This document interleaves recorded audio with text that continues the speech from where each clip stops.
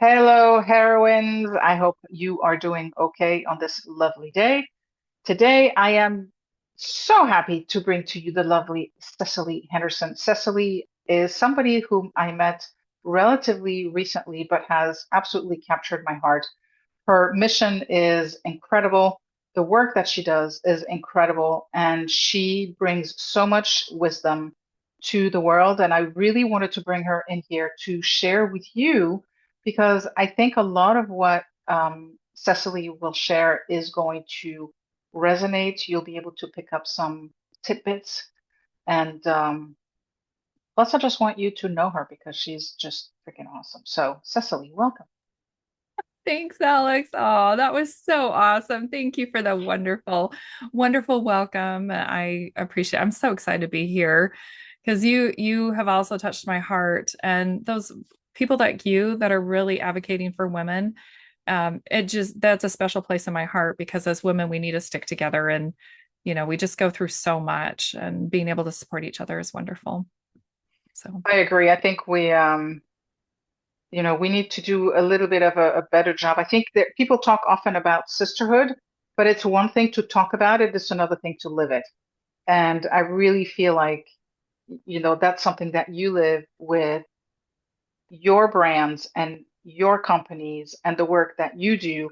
And so that's another reason why I wanted to bring you in because there is that need for community, I think, especially with us women. So on that note, tell us a little bit about yourself, where you're from, and what it is that you do. yeah, thank you. So, my name is Cecily Henderson. I'm a certified functional medicine practitioner.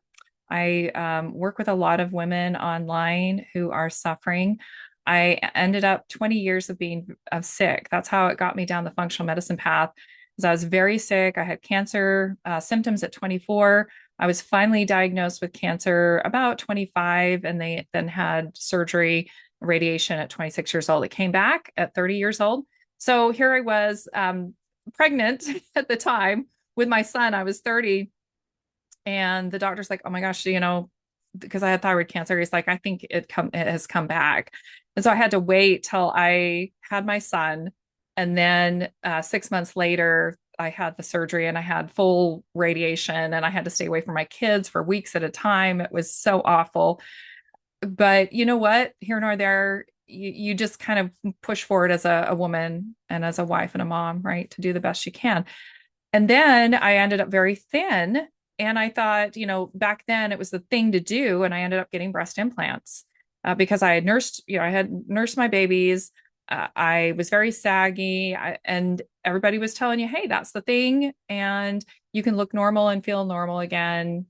And so I did it. And unfortunately, I ended up being very sick. About a year later, I was getting arthritis symptoms.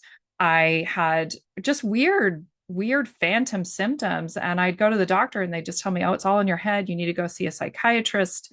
It's just the mom syndrome, how you're achy and your body's hurting. And I'm like, this is really weird. And the symptoms just kept getting worse and worse. And I was more fatigue, more dry eyes, dry mouth, brain fog, all of that just compounded, got worse and worse.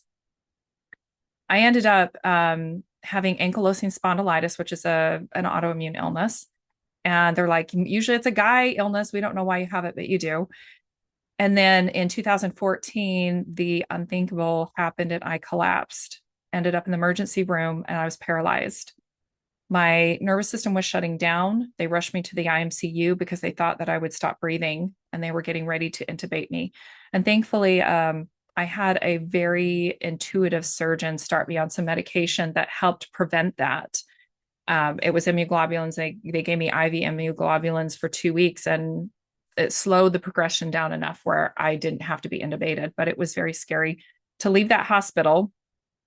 I was in my my late 30s, and to leave the hospital, they didn't have a walker or a wheelchair for me. And so I remember as a mom trying to get to my son, and I was climbing on my elbows, just, struggling, pushing myself across the floor, trying to get to my son.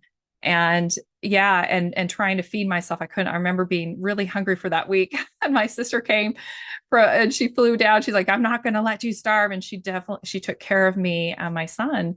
For my sweet sisters all pitched in to send her to come with me and take care of me after I got out of the hospital because my husband was military flying all, and he was gone a lot. But it was a terrible time because the doctors were just saying, well, we don't know. We have no idea. And I remember celebrating when I finally got a walker and a wheelchair because I could be mobile. And I ended up being that way on off for 7 years. I was paralyzed and didn't know, nobody knew, and just trying to live my life normally, which it's not. You get into a really deep, dark depression when you go from being mobile to immobile, like in a split second. And so I just remember going through all those things: anxiety disorder, depression, very, very deep, dark place that I got to. And having this manifestation or inspiration, I had this thought, this powerful thought coming to me because at one moment I thought, or at one point I thought I was going to die. My body was literally breaking down and I was having more problems breathing. I was having a lot of problems swallowing. I'm like, this is it. This is my time. I'm going to go. And this powerful thought came to me one day: your implants are making you sick. And I remember looking around and going, oh my gosh, where did this voice come from? This was so weird. I'm like, I am definitely going crazy. And so I went and talked to my doctor. I said, is there even a real thing about your breast? Something could go wrong with your breast implant. She's like, I've never heard of that. So I did more study. And then eventually I let it go. I was just kind of brushing it off. And being a practitioner, I was going to school and I came across a webinar and it started listing all these symptoms talking about breast implant illness. And I checked off every box and it just hit me right here. Took my breath away. I'm like, oh my gosh, I know what's wrong with me. And so I went to my doctor again. She's like, we'll do a CT scan, we'll do a mammogram. Everything came back normal. And once again, was so distraught. But then I thought, well, you know what? What is there to lose? And I found a surgeon who took me seriously. And she's like, okay, let's get those implants out. And I said, okay. And I went to my surgery, had butterflies, and it ended up being a 6-hour emergency procedure because I had a rupture on one side. It was so bad. It was like little pieces of little putty, gross, sticky pieces of silicone that were broken off inside the capsule and inside my body. And she had to clean everything out very meticulously.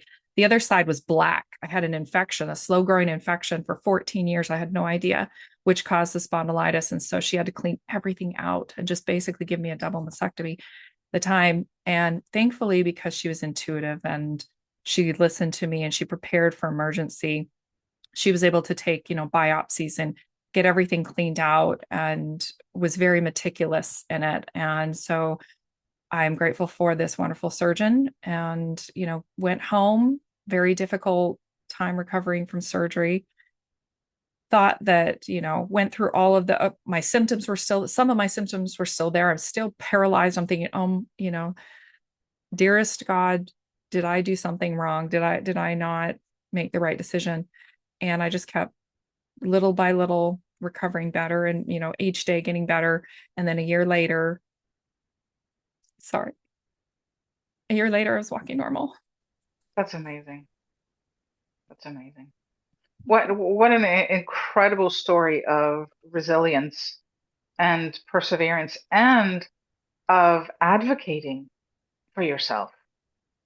And it just gets me so crazy when I hear doctors say, and when I hear women stories of doctors saying it's all in your head, right? And it's like, how do you know? And to Exactly. be dismissed like that is just blows my mind. Yeah. It's very frustrating because a lot of these women that they don't have a voice for themselves. Mm. And so I decided once was healing, hey, I'm going to be a women's health advocate. So I'm going back to school for health education. And then eventually I want to get my PhD in clinical research so I can do more research because there is no diagnostic code for breast implant illness. So there's nothing there that doctors have as a guideline. If patients have breast implant illness, they just don't know what to do. They don't know what to do with you. And so women are alone. They're suffering. They have all these terrible symptoms and they're being told that nothing's wrong with them. And so that's why I'm doing what I'm doing, is to advocate for them and give them some hope and just be there. So when you talk about symptoms, what would you say are the most common symptoms of breast implant illness? Yeah, right now there's over 120 documented symptoms, but there's about 50 symptoms. Most common, everything from arthritis pain, joint pain. You have dry eyes, allergy reactions to a lot of things. You have fatigue, brain fog. Brain fog is a big one. Then I would say other things like rashes. Like I got a lot of rashes, feeling like something's sitting on your chest, anxiety, depression, so mental health, because silicone, what it did for me and a lot of women is it passes through the capsule, because our bodies form a capsule around the breast implant. That's just what you do when there's a foreign object in your body, is you form this capsule. And so it leaches through the capsule, this silicone, which, yes, saline does. The saline shell will leach from that implant. So the saline shell will come out through that capsule, go into your tissues and go into the brain, cause mental health disorders. It can cause inflammatory connective tissue disorders. So anything that with the inflammation, if your body's inflamed, you've been diagnosed with lupus, fibromyalgia, with any of these osteoarthritis, and you have implants, it is a big possibility that your implants are causing that. So if a woman has symptoms like that and they want to go see their doctor, what's the best way that they can advocate for themselves and that they can is there something that they should say, something that they can say, something that will land and be heard in a different way by the doctor so that the doctor takes their explanation of the symptoms seriously as something to act on? Yeah, that's a great question. So I would recommend, I have a nonprofit website that has a lot of information about breast implant illness.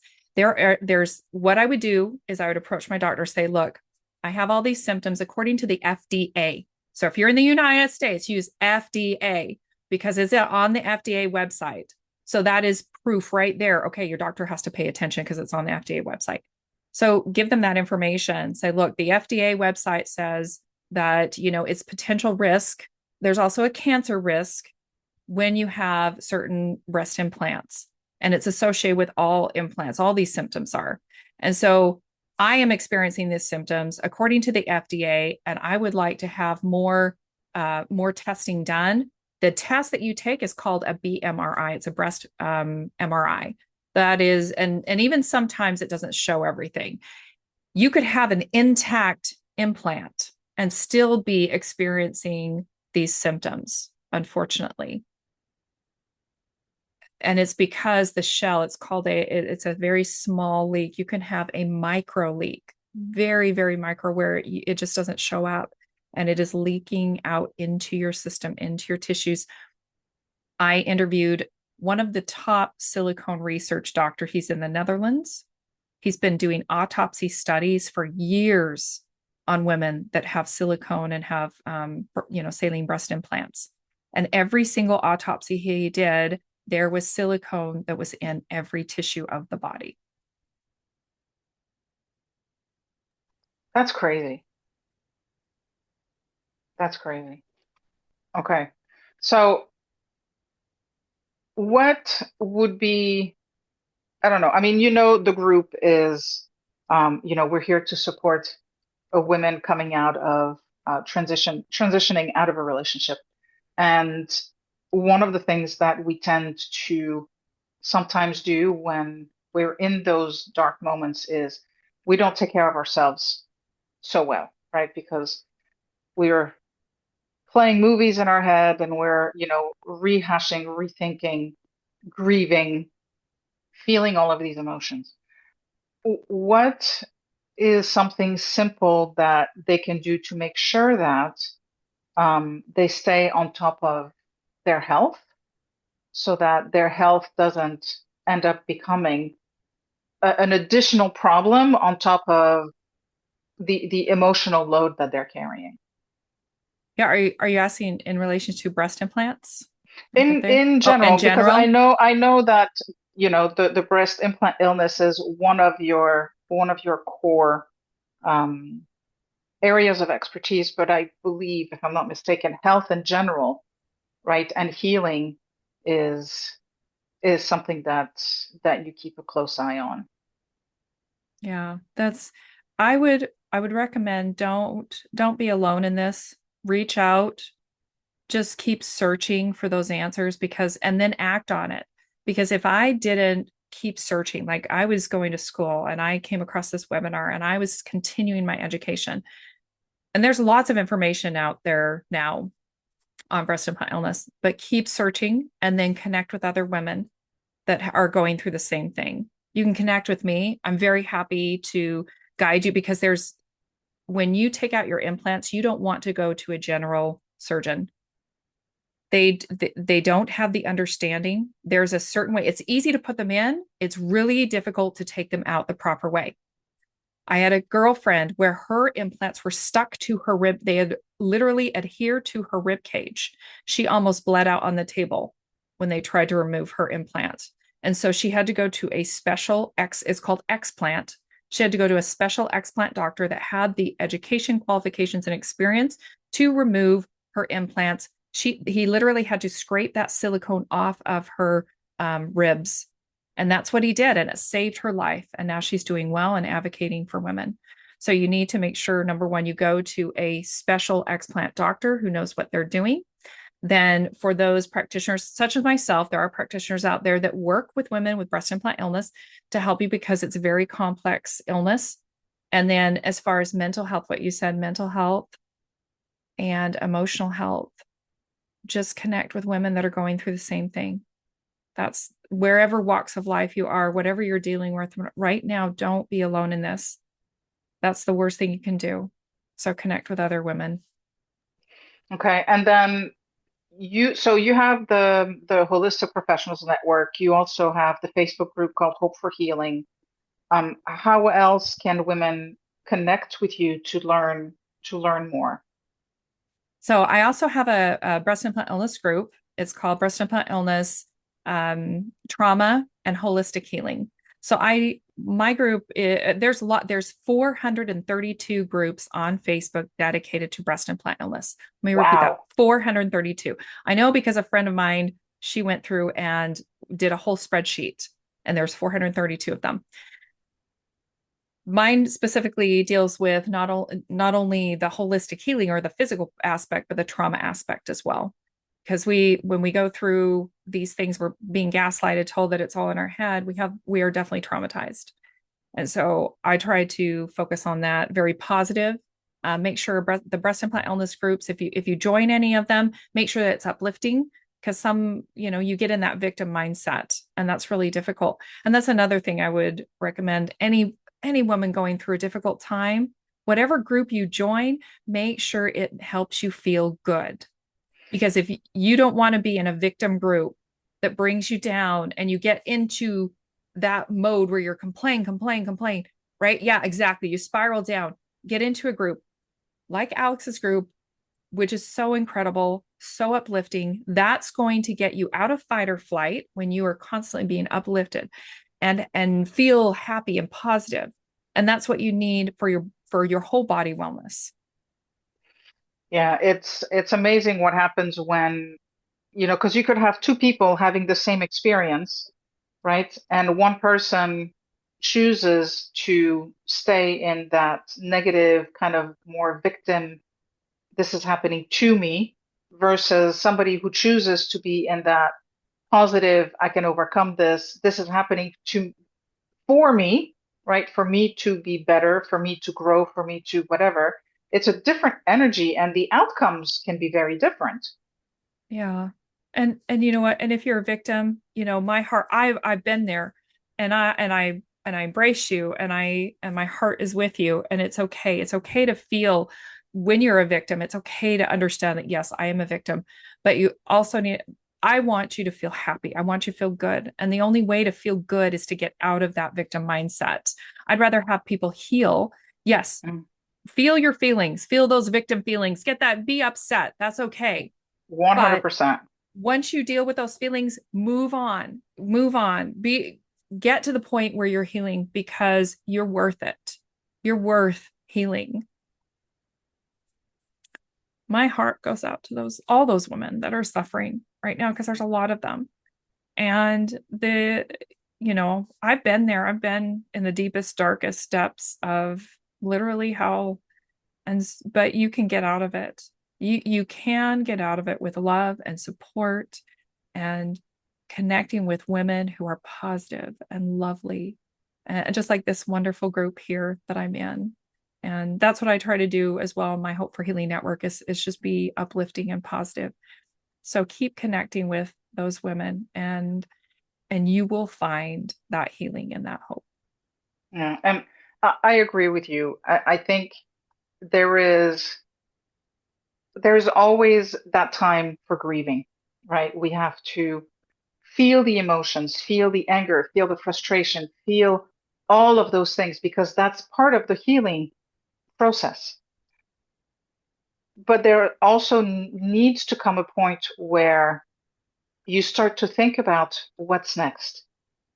And that can only come once you've done, you've taken that ball of yuck and found a way to make peace with it or release it and let it go. So it's dealing with all those negative emotions so that you can, move forward and look forward to the future because it doesn't just affect them, right? It doesn't just affect us going through these negative emotions, but it affects all the people around us, including our children, and it teaches our children how to behave Right. Exactly. because we're role modeling. So, Yeah. Cecily, any last words of wisdom you would like to share with our heroines? I'm going to give your beautiful heroine group a call to action. If you feel like, you are sick, or if you feel like you just can't hang in there, like you can't hold on, reach out to Alex, reach out to somebody. I'm here for you. Just reach out and connect with a friend or someone that you feel comfortable with because you don't want to be alone in those moments. Mm, So that's what I would do is just reach out, act and connect with people. Don't just sit there, and you're going to feel like you want to sit there and do nothing but cry sometimes.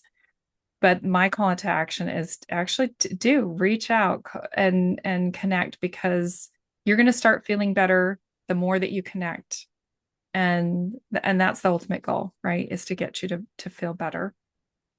absolutely. And we want our heroines to be the hero of their own stories, and you can't be that if by being silent and by not speaking up and by not taking action. So, Cecily, thank you so much Mm. for being here and for sharing your story.